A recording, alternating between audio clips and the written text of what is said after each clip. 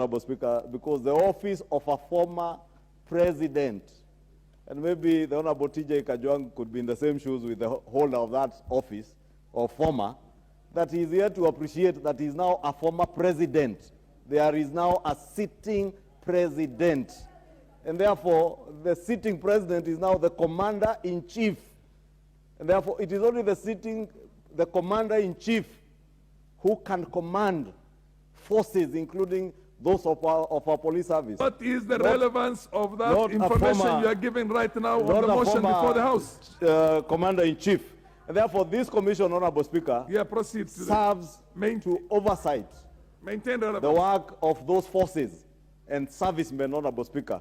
And that is why it is important as a House, as we discuss and as we seek the approval of the Mr. Edwin Kiprono Cheluget, to ensure that this is a man, as he was able to demonstrate, who can protect our police officers.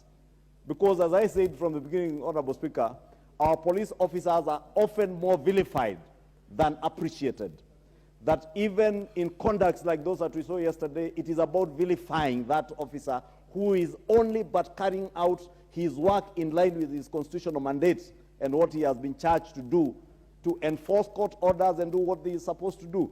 Honorable Speaker, because I know we are coming from a past where court orders were meaningless, where it was the rule of men rather than the rule of law, we must ensure that even this commission, not just Mr. Kiprono Cheluget, but the commission itself, ensures that all our policemen are well empowered to ensure that the enforcement of the rule of law, whether in Ruaraka constituency or in Kikuyu or in protecting the people of Kileleshwa to live peaceably within their neighborhoods, Honorable Speaker, the police must be there. And we cannot be a nation where we only vilify our officers and not pat their backs when they do well, Honorable Speaker. Yet, when we have problems, we run to those policemen. Let us also learn to appreciate them. Let us encourage these commissioners in the National Police Service Commission to ensure that they work to improve the terms of service of our policemen and women, and also ensure that those of us who are being served by these officers appreciate them and value and honor them, and not treat them like they are second-class or third-class citizens, because they are our sons and daughters. In fact, in the more developed countries, Honorable Speaker, you will appreciate that we have seen in countries like in the US, the UK, where policemen are among the best remunerated public servants. And they are well respected even in the neighborhoods where they live in. Unlike in Kenya, where we want to vilify them, we want to tell them as we gesture them, tokeni hapa, kwendeni.